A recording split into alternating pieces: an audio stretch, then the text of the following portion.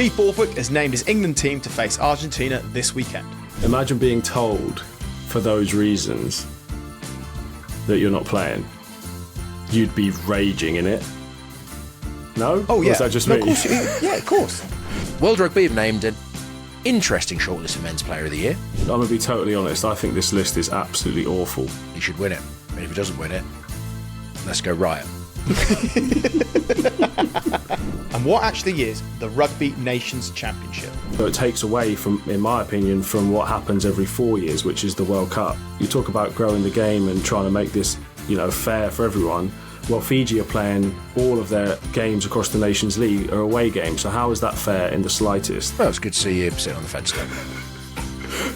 Never. It is a big one today. There is so much going on that we've had to deploy the Anthony Wat-bomb Squad. So, welcome, Ant. Thanks, mate, but that's one of the worst I've ever heard. You need to take a long, hard look at yourself. Wat-bomb. I was... Right. The Wat-bomb. The Wat-some bomb. Yeah, no, You no, want no. some? You want some? I'll give it you. Okay, very good. You've clawed it back. You've clawed it back, Len. Well done. I'm not sure I have. I'm not sure I have clawed it back. How are you, mate? I'm good. How are you boys? I was just thinking of when they used to call you Watson at the club. That was already... Oh, my God. That was brought back Nick there. Dolly, mate. I used to It do was my literally own. about 6 months just constantly in the gym, just shouting out Watson. Yeah, that was... Coley, I believe Steve Borthwick has named his team to face Argentina on Sunday. Yes, Ben, he has. Henry Slade starts at 13. Elliot Daly comes in on the wing. Ben Spence starts at 9.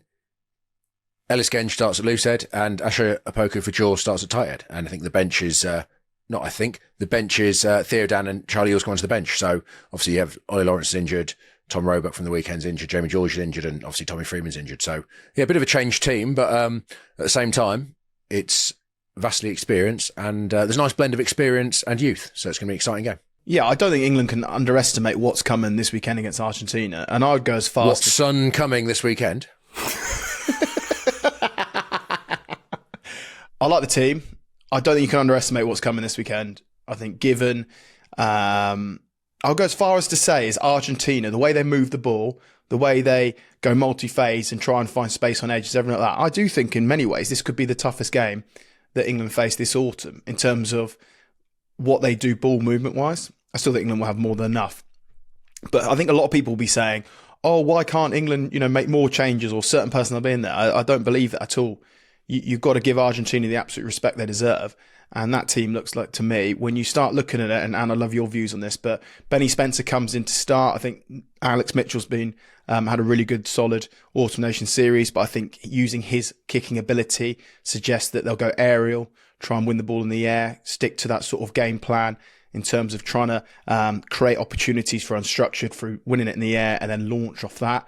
I also think a lot of people will be saying about Henry Arundel, why is he not involved? And I think it's a perfect for you given your experience of knowing both those guys, but why would they go with Elliot rather than someone like an Arundel? Yeah, I think you kind of mentioned it there in terms of the areas of strength that Argentina have, one of which is obviously their ability to shift the ball to the edge and make ground there. They've got, well, whoever they decide to go with on the wing, Argentina, they've got elite ball carriers and people who can make people miss tackles. And so I think it's more from a defensive standpoint. I don't think anyone questions Henry Arundel's ability going forward, but I think that the kind of experience that Elliot's got of one, marshalling a backfield if they do go to that contestable game, but also two, to try and maybe shore up the defence that looked a bit creaky from set piece last week.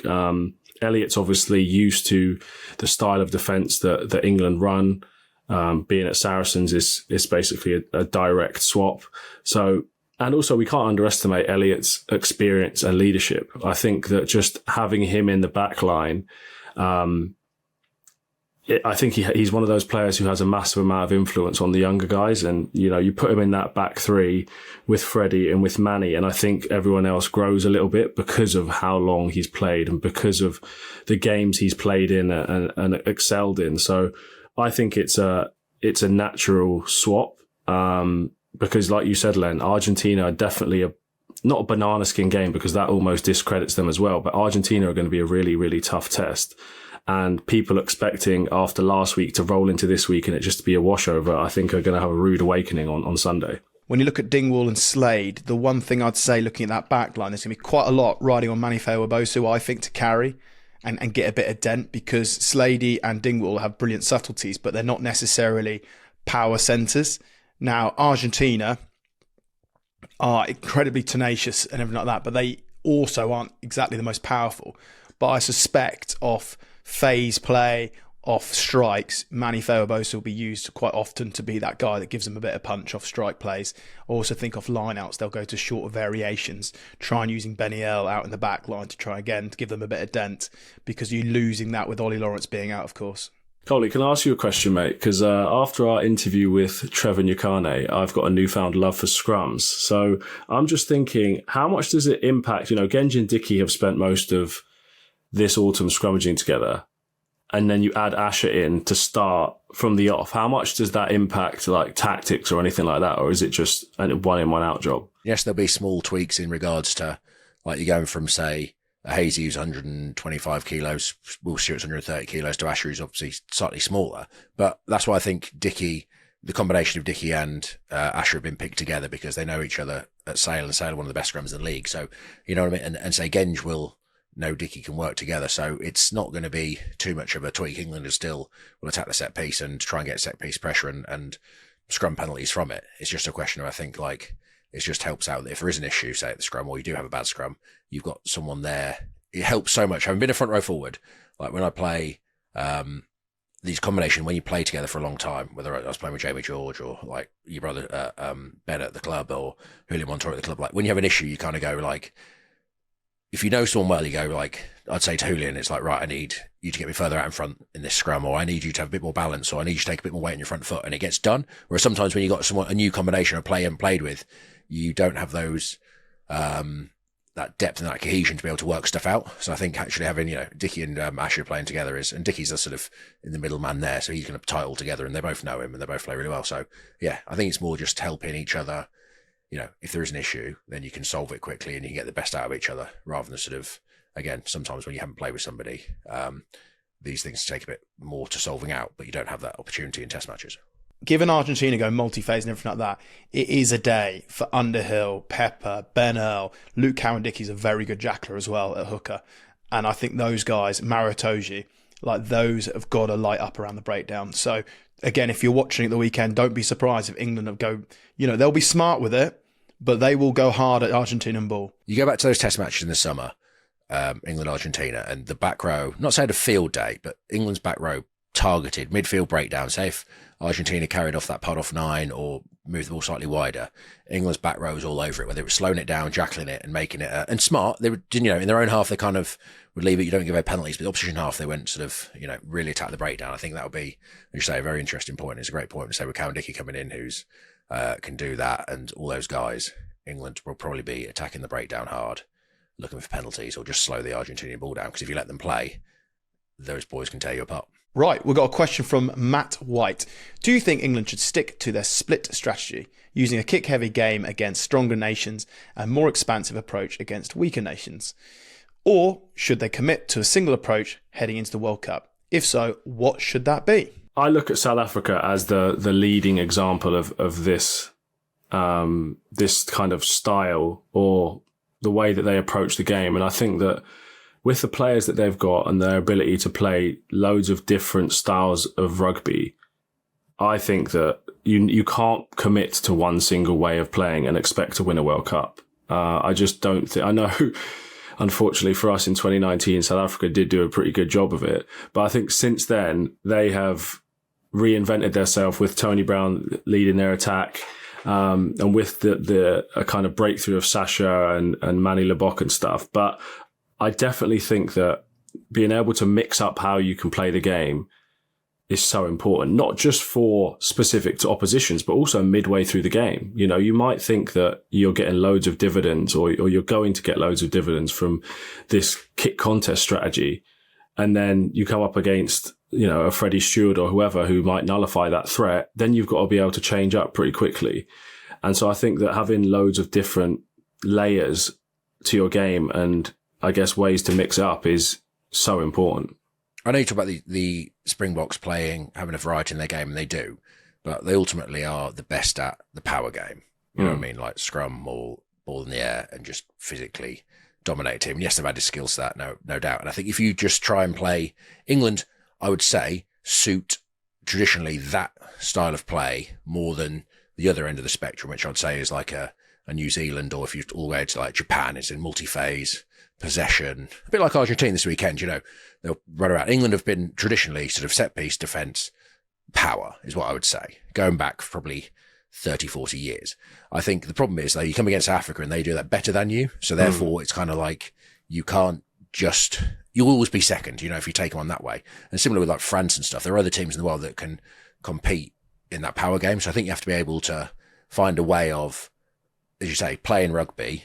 But basically, how do you make the game played on your terms? Because if you're just going to play pure like rugby thrown around, I think New Zealand will beat you. They're probably more talented. Argentina will beat you. You know what I mean? Like you play good old traditional rugger, you'll lose. Whereas if you go into a massive arm wrestle, you might also lose against Africa. So it's how do England make it best? England, I think, are one of the only teams in the world that actually try and make the game. They've got an out and out style. Their style is their ability to be flexible and make the opposition take their strengths away. How many times have we said, oh, New Zealand every time the opposition plays England, it's like, oh, New Zealand were really poor, weren't they? And it's like, well, England made them play poorly. Australia were poor. Well, England made them play. The thing is, England made them play poorly. How bad was Africa in that semi-final in the World Cup? Well, England made them play badly. Like, all these games, like France and Scotland in the Six Nations, like, oh, they had the worst games ever. It's like, well, England made them play badly. You know what I mean? And that's part of like that's true.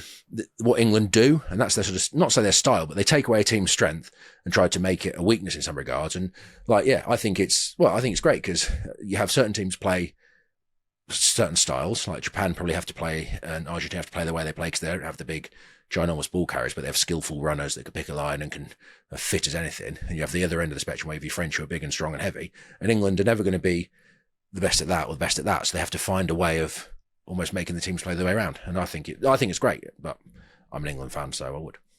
Great answer, mate, but I can't get past you saying rugger.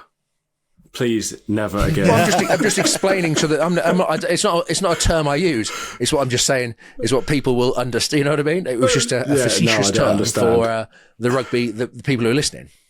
Never again, please, Coley. But to Matt's question, if England were playing South Africa, let's say in this Autumn Nation series, what would be interesting is would they still go for the aerial contest to try and create a contest? Because if England knock it on, of course, you go to a scrum, you go to a set piece, which then favours the box. So I think England, what you'll see is when they play certain opposition, and we've all been coached by Steve Borthwick, he's a very clever coach. He will set you up that best suits beating that opposition. England will still do what they do in many areas of the field in terms of when they strike. Lee Blackett, perfect example, right? He's the perfect fit for England. Really clever in terms of his strikes, but they're all very 2-3 phase strikes mapped out, trying to break you in 2 or 3 phases. And if it's not, ball goes in behind, ball goes into the air, and they almost use it as a reset. And I think, Steve would have the nous to go against the box. Okay, we actually might have to go long and on here. Kick the ball as long as possible territory-wise and keep them at arm's length. Now, they can win a scrum penalty when they're 60 metres from your line. Not ideal, but we can't kick a contestable or land on our own 40, knock it on, go to scrum, get hosed in the scrum, they kick for goal or kick for the corner under pressure. So it's those sort of small adaptations that I think that England will do throughout now leading up to 27. I think we talk about Steve Borthwick, and I've known him from Leicester and England, is he starts with what's going to win the game. You know what I mean? And he works almost backwards from there. And sometimes you have to build time to build your squad and work it out. But he's not stuck in the way of, I'm going to play rugby like this, come hell or high water. This is how we play rugby. We're going to win or lose playing rugby this way. He goes, the other way is like just set piece or we're just going to run it around. He goes, how are we going to win games of rugby? And he works backwards from that. And every opposition, he goes, how do we win? And obviously there's current trends in the game and current things where you go yes, you've got to be good in the air and you've got to defend well and you've got to have a good set piece. Like that's sort of a given no matter where you are. And with the quality of players England have, you've got to have that sort of flaw. But you know what I mean? I think he's probably unique in the style of the fact that he goes, I don't care how we win, as long as we win. If it means we kick the ball 100 million times, we'll do that. If it means that we have to run from our own goal line every time we get the ball, I'll do that. But let's win and then, let's find a game plan that wins us the game and then work back from there. It's like the weekend coming up. Last 20 minutes, England are not going to open up the pitch against Argentina. You saw what Scotland did when they start doing that, and they fall into the way that Argentina, they end up biting you on the arse. So, like, you know, someone like George Ford I believe, will play 80 minutes the weekend again, because he'll be able to stick to that. He won't get bored of doing the right thing just over and over again. Yeah, and then you just mentioned Fordy there. This reminded me. How the hell did you guys get him on the pod at 8:30 the day after he put out that performance? Because I'm telling you now, if that was me, I'm on the phone to my agent. Get me the Louis Vuitton deal ASAP. You'll be rolling around in a pair of Louis Vuitton first ever custom made boots at the weekend on the back of an Man of Match. I'm telling you now, bro, I'm coming down to team breakfast in my dressing gown with my slippers. My missus is feeding me grapes. That's what's happening, bro. Oh, yeah, mate, it was great. George obviously was exceptional at the weekend, mate. So for him to jump on and catch up with us was awesome. And that episode, of course, is out and available. If you haven't seen it or listened to it, it is out. That came out pretty much less than 24 hours after the great man had done his performance. So, yeah, we caught up with George and reflected on the game against New Zealand. Do you remember how last month we ran a competition with Funding Circle, Coley? We asked small businesses for your defining moment, and we had loads of entries. You, of course, were on the judging panel. So please, can you announce the winning business? Yes, I can, Ben. And it gives me great pleasure to announce that Blue Turico Coffee is the winner. Well, many congratulations to them. And what have they won? They have won 10 hospitality tickets to a Prem game. They get pitchside LED advertising, an advert in the Matchday programme, a marketing video created by Funding Circle, and they get their business read out on this very podcast. Probably the biggest award going. Congratulations to Blue Turico Coffee. And thank you to Funding Circle for supporting small businesses. Who do you think needs a big game from the squad that's out there this weekend? I think that Slady will want to show his worth this weekend. I think that being on the peripheries, especially after the start to the Premiership he's had, being on the peripheries for the first 3 games is going to have wound him up. He's not the type of guy that will let it affect the team, but, you know, I know that he wants to play. And so he will be expecting a big game out of himself this weekend. And, you know, just from being on the edges and stuff, sometimes you don't feel like you're getting the opportunities you deserve. And so when that time comes, it's almost like a pressure release. And so I can see Slady having an absolute tear up. And, you know, I think he'll be putting that pressure on himself to do that. I think, yeah, Slady, 73 caps. You know, you expect him to go in, Ant, don't you? And sort of remind everyone what he's about. I think Ben Spencer's got an opportunity. I think Alex Mitchell is clearly number one. But I do think that, you know, JVP, Jack Van Portfleet's, of course, been injured and unavailable for this tournament. Six Nations will soon be here, lads. You know, we've been there in the autumn. You literally finish the autumn, you go back to your club and you almost blink, you think, oh my gosh, Six Nations has arrived. So I think it's an opportunity for Ben Spencer, because I do think there's a real battle for almost who comes on for Alex Mitchell as that backup. And Ben Spencer's been terrific for Bath. And I think there's an opportunity for him this weekend. Say if you were going to play Alex Mitchell this weekend, you'd pay Finn Smith because he plays with Dingle, that cohesion. Whereas, like, almost you want to see that depth of 9. Like, Mitchell's started a lot of games and actually see Ben Spencer's incredibly well for Bath, but he's only got 13 caps. Do you want to see more out of him, for instance? Or say it's between Finn Smith and, this is a badly worded question, but Finn Smith and Ben Spencer is like, you almost need to see more out of Ben Spencer than Finn Smith. So therefore you play him with George Ford, or you play with an Argentina, and that cohesion's there, rather than sort of A, starting 2 new halfbacks, or B, going, actually, we'll play Finn Smith, but I'll play Mitchell inside him. But I know what Mitchell's about. I've got Dingwall outside him. I know what Dingwall's about. You know what I mean? It's almost like a cohesion thing in regards to, and not selection of 10s as much, but actually selection of, say, the depth of the squad and what people are, what you talk about, the World Cup selection, that kind of stuff. Like, actually, we're seeing more at Ben Spencer, or what Ben Spencer's going to show us what he can do on the international scene, rather than Finn Smith, who we know what he can do.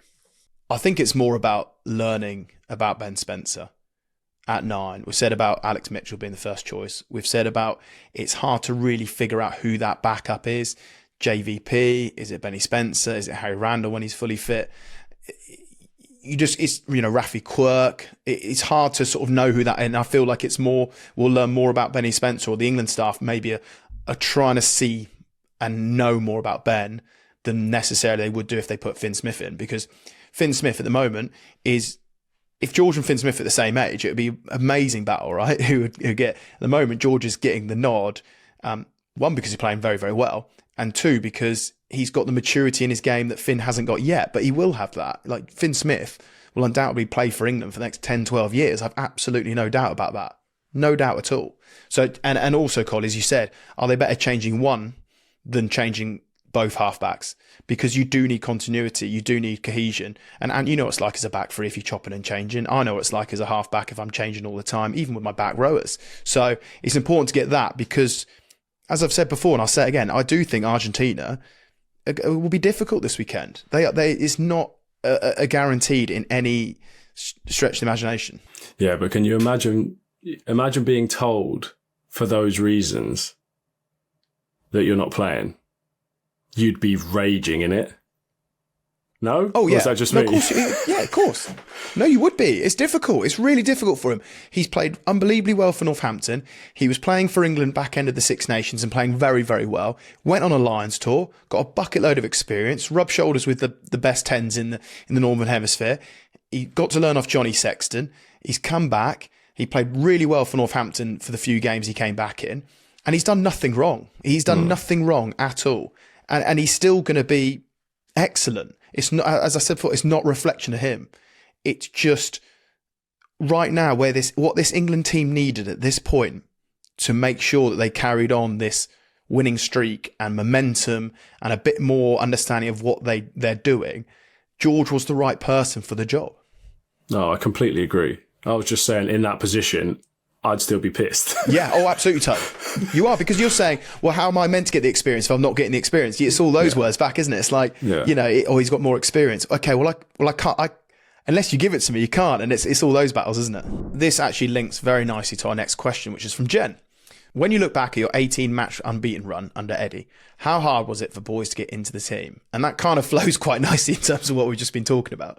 It was hard, but at the same time, I think like there was a core of players that played. We didn't have the depth, I wouldn't say, at the start of that, after that 2016, that England do now. But I do think Eddie brought in, like, he was always constantly changing the squad. I remember going on tour to Australia and he brought in Sinks and he brought in Genji, and they didn't play, but he had a look at them, you know what I mean? And he was constantly adding to his squad, looking at, so 3 or 4 years down the line. And the amount of guys that came in for even if they didn't play, just in the squad for Eddie to get eyes on, you know what I mean? I think it was probably hard to get in the team because the team was playing well, but at the same time, he also knew the bigger picture was, remember there's a big board, remember at Penny Hill Park, there used to be a big thing on the wall basically with the fixtures leading up to the World Cup, and it's like, our goal is to win the World Cup. It's not, yes, we want to win these games and this, that and the other, but our goal is to win the World Cup, and that's the journey, and guys are going to come into the squad, out the squad, and the rest of it. So kind of like guys in the team, you wanted to be in it, but you understood you were part of a bigger, things needed to, you needed new players in, you needed to see some guys in the squad because enough those guys, because that was going to help you win the World Cup. Yeah, and if you look at it actually, thinking about it, when Eddie came in, if you look at that team, or particularly like I'm thinking about the back row from that Six Nations Grand Slam, you had obviously Hask, you had Robbo, and Jack Clifford was playing there as well. Who else was at 8 in that last game? Obviously Billy, yeah.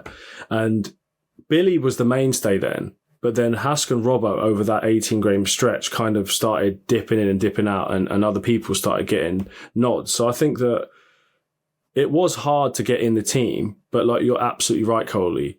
Eddie was, as he always was almost thinking about the long term without sacrificing the short term in that period.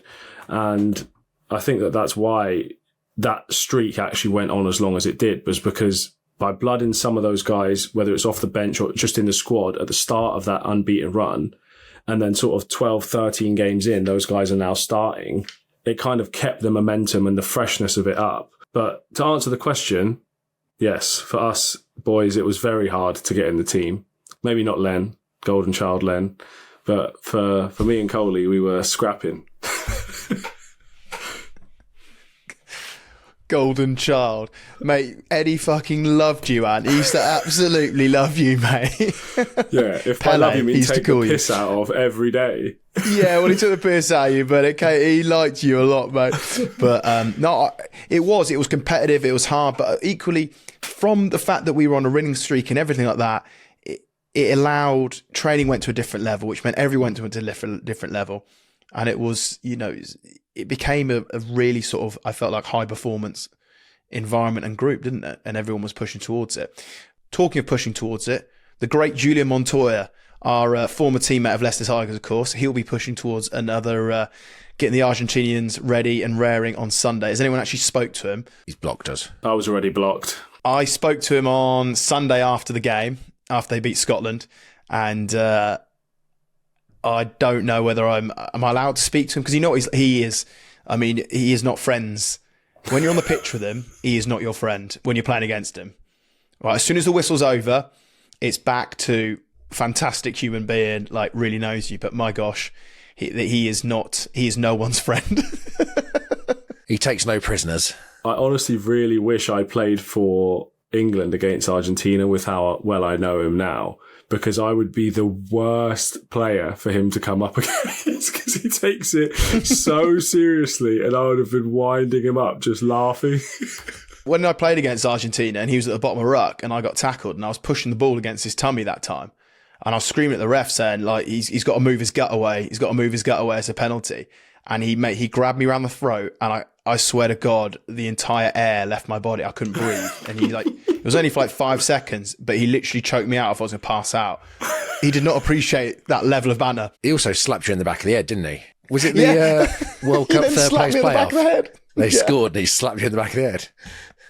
Yeah. So after basically choking me to death and my eyes nearly popping out, just because I was pushing the ball into his tummy and giving him some stick, about 5 minutes later, Argentina scored, and I stood up from sort of the ruck. So it was a sort of pick and go. And as I stood up, mate, he's ran in and he slapped me around the back of the head as hard as he could. I've nearly gone flying. I'm trying to tell the ref to TMO it. And then he only knows one way, is Julian. And you got to say, Argentina, we talked about the top five, and self and Coley on a previous episode, so that came out the other day, and we're saying about the top five in rugby, but we were saying a team like Argentina are one of those teams that on their day are more than capable of beating anyone, and they've shown that. They definitely can, and we're going to be here straight after the game reviewing all the action. So for listeners, viewers, look out for that video. Should drop Sunday night or Monday morning, depending on how quick it takes Ben to get back from Twickenham. Well, let's hope England carry on their winning streak, and also I'd like to see England get off to a flyer on Friday in the Ashes series. Our great friend Stuart Broad, for the love of cricket, is out in Perth at the moment, and I believe he sent a little message for us. Dan, Ben, Broady here at the Optus Stadium in Perth ahead of the Ashes series. I know you played a lot in Australia, a lot of rugby in Australia. I want your predictions for the Ashes series, please, and it best be pro-England.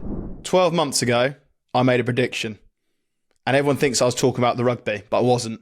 I was talking about the Ashes, which is now about to start. And it was this: Australia, don't waste my time. They're going to get the job done. Broady said it himself, mate. He reckons Australia are rubbish. He reckons it's the worst team he's seen in years. So if he's saying that, I'm going to say the same. I like what you've done there. You've gone, Ben Young's, another one of his great predictions, always bites in the ass, and then you've hid behind Stuart Broad. So, I'm just hoping that you two can get the flack. I'm just little asterisks. I'm not part of this prediction. Australia, love it as a country, love the sporting rivalry, but take your hatred out on Ben, all right? He's the pantomime villain here, not me. But I'm looking forward to it because, Broady and Josh Butler are going to be doing a podcast after the finish of every day's play, which is some shift from those guys. We previewed South Africa versus Ireland in our last episode, but since then, some news has come out. Now, South Africa have 3 of the 4 players nominated for Men's 15 Player of the Year. The players are Louis Bielbarré, Malcolm Marx, Ox Nché, and Peter Steph du Toit. What do we think, fellas? Well, I'm happy 2 front rowers have made the list. I'm going to say that. Like, there was an outcry last year that Ox Nché didn't make the list, and he should have done. He probably should have won it last year.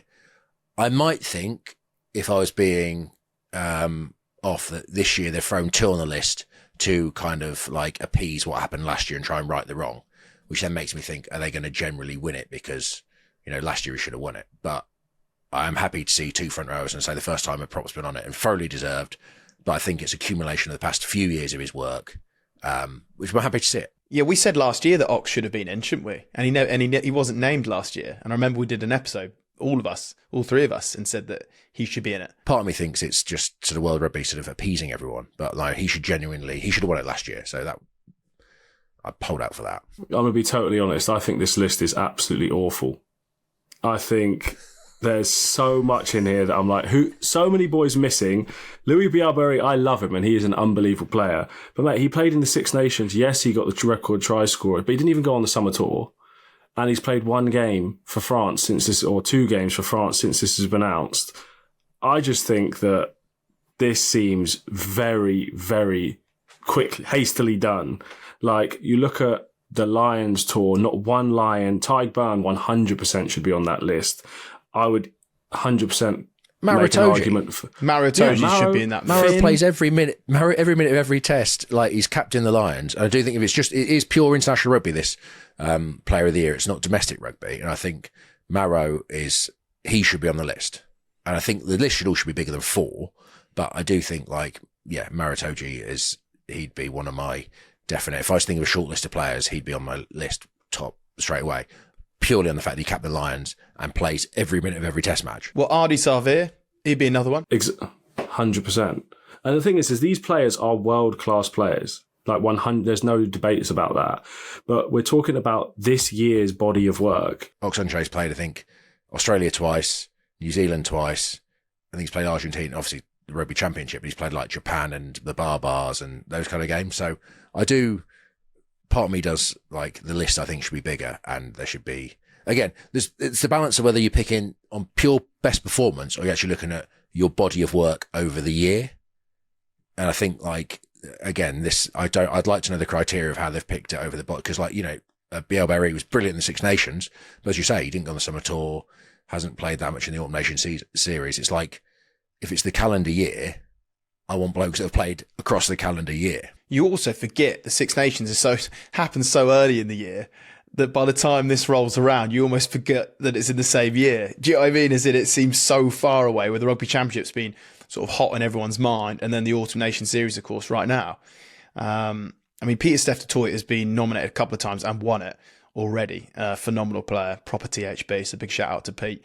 Well deserved. But it's interesting. I think the people that vote for it are ex-players like John Smith, Ugo Monya. I think Victor Matfield's on there. It's like a panel, isn't it? And maybe Georgie Gregan. I'm not quite sure. Because even if I think of someone like Fraser McRae, has played a shed load of rugby and been brilliant. Like you cannot say that he's not had a great season in a Wallabies team at 7. Week in, week out, putting it in, playing great. Ardi Sarvir is another example of that. There's loads of great players. It's just interesting how it sort of comes about. And, maybe I'm looking at it from the fact that no one who went on that Lions tour has been nominated. I think Coley's right, mate. They've got to explain the criteria for this. And I think that realistically, it has to include domestic rugby. It has to be internationals' body of work, but also factor in their domestic season. Because you look at someone like Louis Bielbarré, who obviously won the Champions Cup with Bordeaux, and you can't tell me that his performances in that Champions Cup don't impact a selector for World Player of the Year, whether it's I don't know whether it's subconscious or what, but him being on fire in the Champions Cup influences, your view of him when you're looking at just an international body of work. So you can also talk about Finn in the same regard. Finn won the treble with Bath. I know that I just caveat my point about internationals. You could even throw Jack Willis in there. Like, what if you're not being selected for your international team, but are still of that caliber of player? I don't know. I'm very confused by how this has all come together. I do see why you just limit it to internationals, because obviously there's a massive variance of how good leagues are. And I could play in the Romanian 10th league and score 1,000 tries. And Freddie, I should be World Player of the Year. Yeah, exactly. But you know what I mean? Like, so you've got to draw a line somewhere, and international rugby kind of gives you a level ground in comparison to everyone. But again, it's just interesting to say whether it's on pure, one-off match performance, in which case, a Fraser McRae has got to be in the shout, or is it someone across the balance of, you know what I mean? Like Julian Montoya. The bloke's been captain in Argentina. You talk about, does a captaincy, does that potentially lift you up. Like what he does for Argentina, plays 75 minutes every week, leads them. They've just come back against Scotland. They've won games in the Rugby Championship. You know what I mean? Like, he's been fantastic for them. Like, I'd say he deserves her. You know what I mean? I think to limit it to 4 players is a bit stinge. I'd like to see a short list of like 10. But also, Coley, like Tom Wright, done his ACL, bless him. But he's had an amazing season for the Wallabies at fullback Agreed. until he's done his knee. Like, he's had an amazing season. So you suddenly look at that. Cobus Reinach, he's been terrific at 9 all year, scored some crucial tries for the Springboks. He's not in there. Cheslin Colby, like, oh my God, best winger in the world, like, continuing to be the best winger in the world. He's not in the short. Sia Khaleesi, I think he's had a terrific season. The list goes on, but I mean, it is quite interesting. But out of all those guys, who would I like to see win it, lads? The Ox. I do want the Ox to get it. And if the Ox don't get it, hopefully Malcolm Marks gets it, because he's also a triple R bastard. But the Ox, I wanted the Ox to win it last year and he wasn't nominated. He's nominated this year. I'd love a prop to win it, and he deserves it, because what they put themselves through is remarkable. Yeah, my newfound love for scrums is agreeing with that statement. It's unanimous. He should win it. And if he doesn't win it, let's go riot. See there. Ben, you may have noticed these incredible cold snap has come to the UK. And you know what you do in a cold snap? You get out of there. You and me, we're going to Dubai. You're right, Coley. You hop on a plane, you find sunshine, and we're going to Dubai. We'll be doing a live show in Magetigans on Thursday night. That is the 27th of November. The show will start at 7:30, and your ticket will include a welcome drink. Go to magetigans.com/shop. Just on this, Ben, I don't want any complaints from Dubai, but have you seen the poster? The advert will look incredibly healthy and lean. I just don't want people to false advertising / expectations when they see, like, oh God, look at these 2 athletes, and then they actually see you and me rock up and it's like, didn't pay for this. The poster they've used, Coley, I have seen it, and it looks like a tribute act to us, because when we walk into the live show on the 27th of November at 7:30, they can be very surprised to see that we do not look as healthy and as, I suppose, airbrushed as the poster looks. You look better. I think I look worse on the poster, to be honest. You look superimposed. Your head looks like it doesn't fit your body. Yeah, but like my skull seems to be the same size, but the rest of my face seems to be like leaner. So I just look even weirder. Could have made my biceps bigger or something, like actually make me look good. I don't think my chin and cheeks have ever looked so lean. No, I don't think your chins have been, but you look good. You do look good.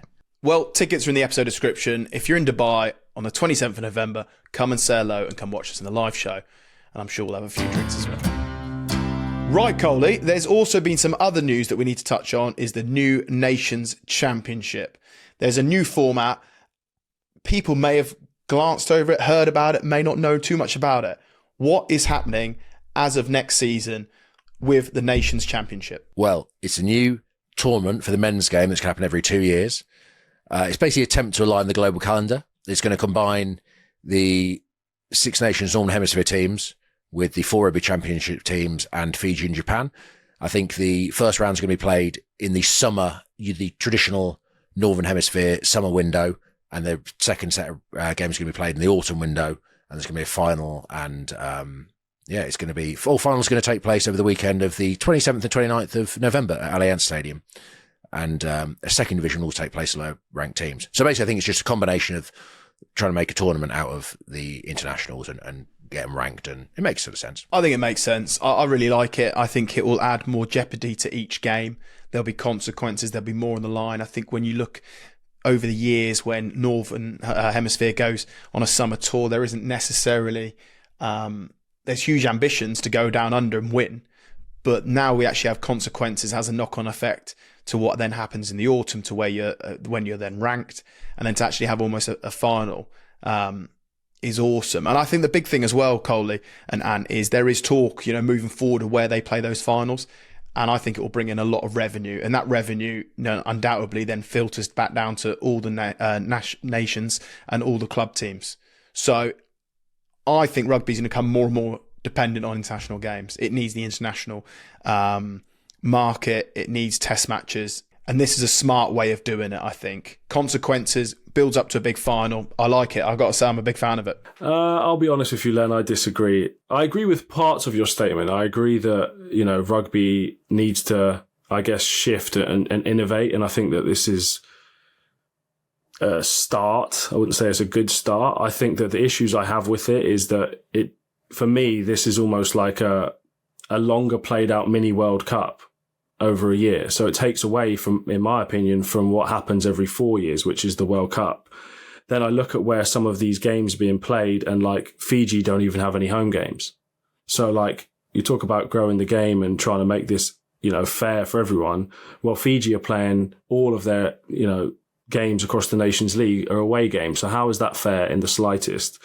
And I just think that it's just confusing. I don't think I'm going to contradict myself in a way here, because rugby needs to innovate, but at the same time, the international game is not broken. Like we're looking at the Autumn Nations right now, and on the back of the weekend, England beating New Zealand, what a buzz there is around it. And there was no jeopardy in that game. Like no one was, there is always jeopardy, but there's no like tournament based jeopardy.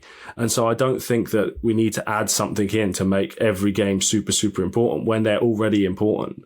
I just feel like this is one area that didn't need a massive amount of change, and they've revamped the whole thing. So I'm not a big fan. Well, it's good to see you sitting on the fence, Tone. I will say, like, never. For me, I think it's interesting. Hopefully, Fiji, Japan get more exposure. I think, like, you could say, actually, Fiji playing in a home game, whether it is at a Twickenham or in South Africa, actually hopefully raises loads of revenue and, makes Fiji, gives them their funding and really drives the game there and across the Pacific nations. I think, or Melanesian nations, or Micronesian nations.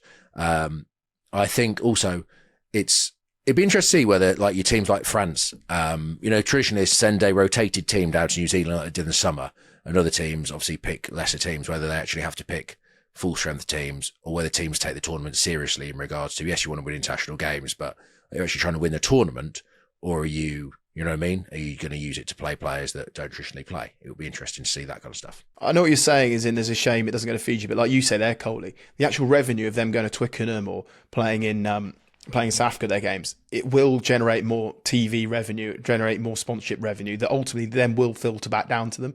You also got the logistics of the flying and everything like that, because England, for instance, play, of course, South Africa, then they play Fiji, then play Argentina.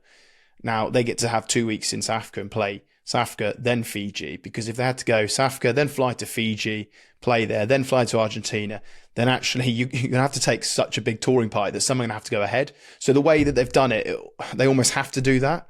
I do think that it will bring in more revenue that will then be passed down towards clubs, towards nations and everything like that. And I feel like the global calendar needs some sort of alignment. I do think, though, actually, Ant, I do think this is a step in the right direction. I know you think otherwise, and that's absolutely fine. Will it devalue the World Cup? That's probably the one question. But I think now that that's grown, use more teams in the World Cup moving forward. This is once every 2 years, this tournament's going to happen.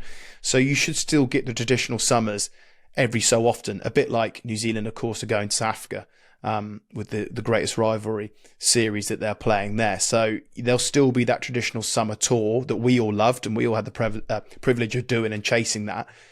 You'll still have that, but it'll be once every other year. I just strongly feel that the Pacific nations relying on handouts from generating more revenue is not a fair or long-lasting model. And so I think that now was the right time to introduce that. And I see 100% what you're saying from a logistical standpoint. And I'd love to be proved wrong that next year people do go to Fiji or wherever it is. But the idea of us being able to generate more revenue to send back to Fiji, I think it is not fair. It's like they shouldn't be relying on handouts from playing away games. What I'm hearing is you're going to be president of Fijian rugby moving forward. That's what I'm hearing, and you're gonna go in there.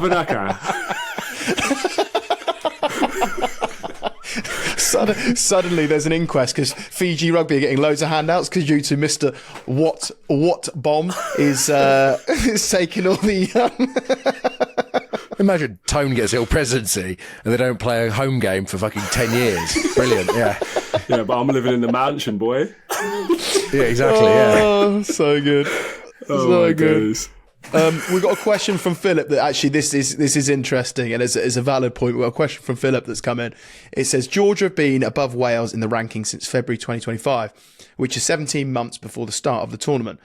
Also above Japan since July 24. Should it not just be the best 12 teams by ranking? The one thing I would say is that I think similar to when Italy got introduced to the Six Nations, I think the exposure too early can be quite damaging and long-lasting.